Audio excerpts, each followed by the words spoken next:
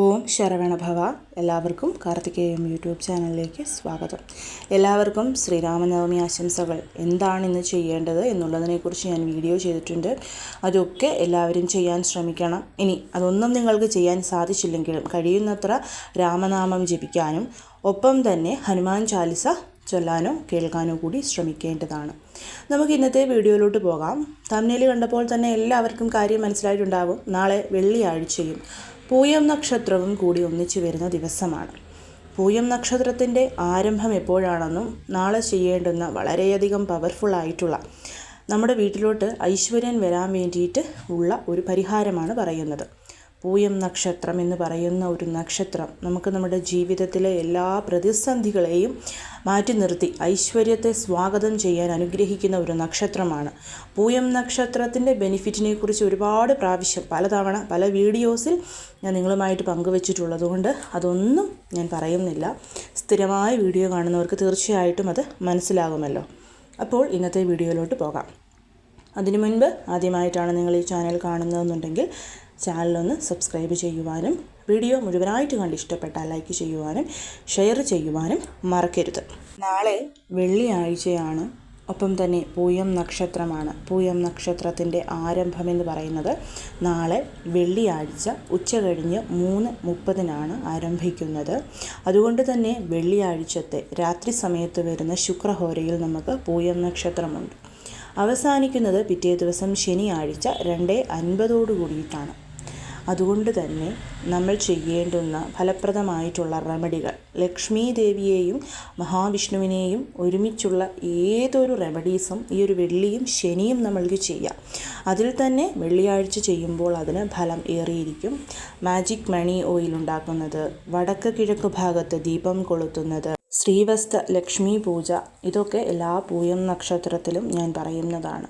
അതിനോടൊപ്പം തന്നെ പൂയം നക്ഷത്ര ദിവസം നമ്മൾ ചെയ്യുന്ന ലക്ഷ്മി കുബേര പൂജയും ഷഡ്കോണം വരച്ച് ഭഗവാൻ മുരുകന് ചെയ്യുന്ന പൂജയും, നാളെ നമ്മൾ ചെയ്തു തുടങ്ങേണ്ടുന്ന വളരെ വളരെ പവർഫുള്ളായിട്ടുള്ള ഒരു മുരുക പൂജയെ പറ്റിയിട്ട് ഞാൻ വീഡിയോ ഇടാം. കാരണം അന്നു മുതൽ പൈങ്കുനി ഉത്രം വരെ തുടർച്ചയായിട്ടാണ് നമ്മൾ ആ ഒരു പൂജ ചെയ്യേണ്ടത്. കഴിഞ്ഞ വർഷവും ഞാൻ നിങ്ങൾക്കിത് പറഞ്ഞു തന്നിരുന്നു. ഒരുപാട് പേർക്ക് ഫലം കിട്ടിയിട്ടുള്ള ഒന്നാണത്. അപ്പോൾ അതും ചെയ്തു തുടങ്ങണം. കാരണം നമുക്ക് അത് ചെയ്യുന്നത് വഴി നല്ല ഫലം കിട്ടും. പ്രത്യേകിച്ച് പൂയം നക്ഷത്രത്തിൽ, പൂയം നക്ഷത്ര ദിവസം യന്ത്രം വരച്ച് നമ്മൾ ചെയ്യുന്ന ഏതൊരു പൂജയും കാര്യസാധ്യമാണ് ഫലമായി പറയുന്നത്. സോ നാളെ വേണം നമ്മളിത് തുടങ്ങാൻ. നാളെ രാവിലെ ഞാൻ ആ ഒരു വീഡിയോ ഇട്ടേക്കാം. അപ്പോൾ നമുക്ക് എന്താണ് നാളെ ചെയ്യേണ്ടതെന്ന് നോക്കാം. നാളെ നമ്മൾ ചെയ്യുന്ന ഈ ഒരു കാര്യം നമ്മൾ നാളെ വൈകിട്ട് 6 മണിക്ക് ശേഷമാണ് ചെയ്യേണ്ടത്. ലക്ഷ്മി ദേവിയുടെ എനർജി വളരെയധികം ഹൈ ആയിട്ടിരിക്കുന്ന നവരാത്രിയുടെ 9ാമത്തെ ദിവസം സിദ്ധിദാത്രി ദേവിയെ പൂജിക്കുന്ന ദിവസം കൂടിയിട്ടാണ്. ആക്ച്വലി നവമി തിഥി 10-9 വരെയേ ഉള്ളൂവെങ്കിൽ പോലും നവരാത്രിയിൽ സൂര്യ ഉദയ സമയത്തെ തിഥിയെ കണക്കാക്കിയാണ് മിക്കവരും ദിവസത്തെ കൗണ്ട് ചെയ്യുന്നത്. അതുകൊണ്ട് തന്നെ കണക്ക് പ്രകാരം നാളെയാണ് 9ാമത്തെ ദിവസം വരുന്നത്. നാളെ നമ്മൾ നമ്മുടെ വീട് മുഴുവൻ വൃത്തിയാക്കിയിടണം. നാളെ 6 മണിക്ക് ശേഷം രാത്രി 9:30 ഏതൊരു സമയത്തും നിങ്ങൾക്ക് ഈ ഒരു പൂജ ചെയ്യാവുന്നതാണ്. അതിൽ തന്നെ 8 to 9 വരുന്ന ശുക്രഹോര സമയം. ശുക്രഹോര സമയം നമ്മുടെ അവിടുത്തെ സൂര്യ ഉദയത്തെ അനുസരിച്ച് മാറിയിരിക്കും. എനിക്ക് ആക്ച്വലി ഇപ്പോൾ ഇവിടെ ശുക്രഹോര സന്ധ്യയ്ക്ക് തുടങ്ങുന്നത്, അതായത് രാത്രിയിൽ 8:44 കാരണം ഇവിടുത്തെ സൂര്യ ഉദയം എന്ന് പറയുന്നത് 6:44 കൂടിയിട്ടാണ്. അപ്പോൾ നമ്മുടെ ഓരോ ഇടത്തും അത് മാറിയിരിക്കും. അതനുസരിച്ച് വേണം നമ്മൾ പൂജ ചെയ്യാൻ.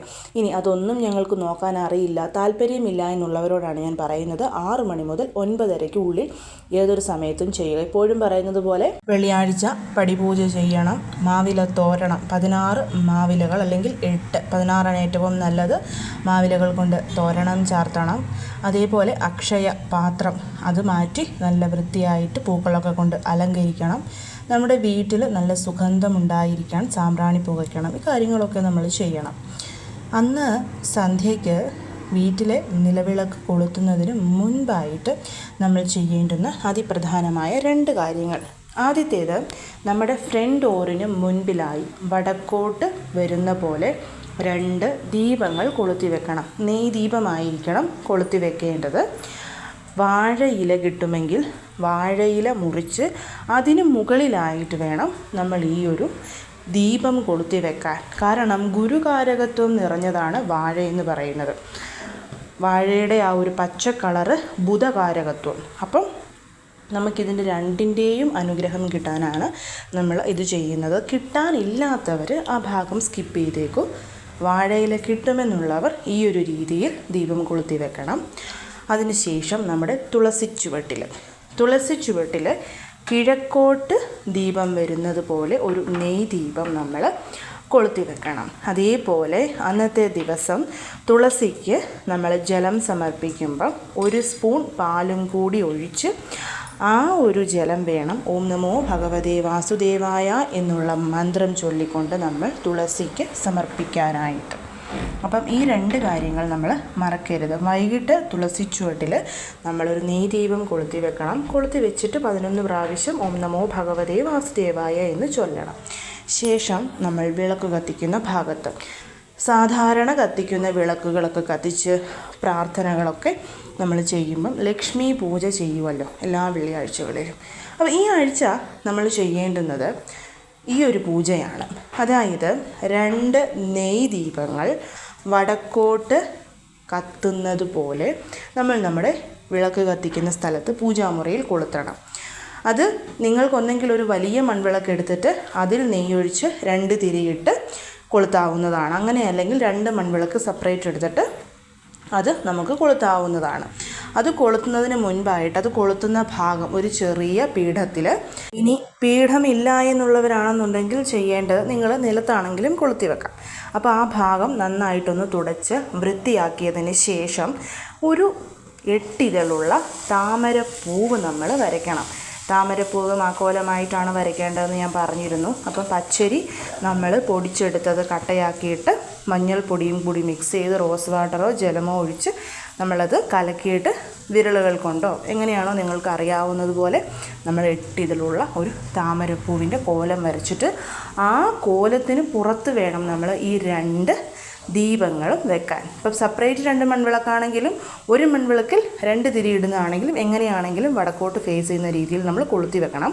ദീപം കൊളുത്തിയതിന് ശേഷം നമ്മൾ അതിലോട്ട് എന്ത് ചെയ്യണമെന്ന് വെച്ച് കഴിഞ്ഞാൽ 1 ഏലക്കായും 1 ഗ്രാമ്പൂവും കൂടി ഇട്ടിടണം. ഈ ഏലക്കായും ഗ്രാമ്പൂവും ഓരോന്ന് വീതമാണ് നമ്മൾ ഇടേണ്ടത്. ഇപ്പോൾ നിങ്ങളൊരു വലിയ മൺവിളക്കിൽ 2 ദീപങ്ങൾ കൊളുത്തുന്നു എന്നുണ്ടെങ്കിൽ 2 ഏലക്ക 2 ഗ്രാമ്പു ആ രീതിയിൽ വേണം ഇടാൻ. പറഞ്ഞത് മനസ്സിലായല്ലോ. 2 സെപ്പറേറ്റ് ദീപങ്ങളാണെങ്കിൽ 2 സെപ്പറേറ്റ് ദീപങ്ങളിലും 1 ഏലക്ക 1 ഗ്രാമ്പു. ഒരു മൺവിളക്കിൽ നമ്മൾ 2 തിരിയിടുകയാണെങ്കിൽ 2 ഏലക്ക 2 ഗ്രാമ്പു അങ്ങനെ കത്തിച്ച് വെക്കണം. അത് ലക്ഷ്മിയും നാരായണനുമാണ്. ആ ദീപത്തിൽ ഒരു ദീപത്തിനെ തുളസി ഇലകൾ കൊണ്ടും ഒരു ദീപത്തിനെ വെളുത്ത കളറിലെ പുഷ്പങ്ങൾ കൊണ്ടും അലങ്കരിക്കാവുന്നതാണ്. അതൊക്കെ നമ്മുടെ മനസ്സിനുള്ളിൽ എങ്ങനെ അലങ്കരിക്കണമെന്നുണ്ടോ അതുപോലെ. മുല്ലപ്പൂ വാങ്ങിച്ചിട്ട് ചുറ്റുമായിട്ട് വെക്കാം. അതേപോലെ തുളസി ഇല കൊണ്ട് ഒരു ദീപത്തിന് ചുറ്റുമായിട്ട് വെക്കാം. ഈ പൂക്കളൊന്നും കിട്ടില്ല എന്നുള്ളവർ കിട്ടുന്ന പൂക്കൾ കൊണ്ട് ആ ദീപത്തിനെ അലങ്കരിക്കുക. ഇപ്പോൾ നമ്മുടെ കയ്യിൽ ലക്ഷ്മി നാരായണ ഫോട്ടോയുണ്ട്, സാധാരണ വെള്ളിയാഴ്ചകളിൽ പൂജിക്കുന്ന ലക്ഷ്മി വിഗ്രഹമുണ്ട്, ഫോട്ടോ ഉണ്ടെങ്കിൽ അത് വെച്ചിട്ട് അതിൻ്റെ ഫ്രണ്ടിലായിട്ട് നമ്മൾ ഈ ഒരു ദീപം കൊളുത്തി വെക്കാം. അതിനൊന്നും കുഴപ്പമില്ല. ഫോട്ടോയും വിഗ്രഹവും ഒന്നുമില്ലാത്തവർക്ക് ഇത് മാത്രമായിട്ട് ചെയ്താലും മതിയാവും. അതിനുശേഷം നമ്മൾ ചെയ്യേണ്ടത് ലക്ഷ്മി ദേവിയായി കണ്ട് കത്തിച്ച് വെച്ചിരിക്കുന്ന ദീപം, ആ ദീപത്തിന് മുൻപിൽ നമ്മൾ 27 പ്രാവശ്യം ഓം ശ്രീം യം, ഞാനിവിടെ എഴുതി കാണിച്ചിട്ടുണ്ട്, ഓം ശ്രീം യം ഈ ഒരു മന്ത്രം ചൊല്ലി വെളുത്ത പുഷ്പങ്ങൾ കൊണ്ട് അർച്ചന ചെയ്യണം.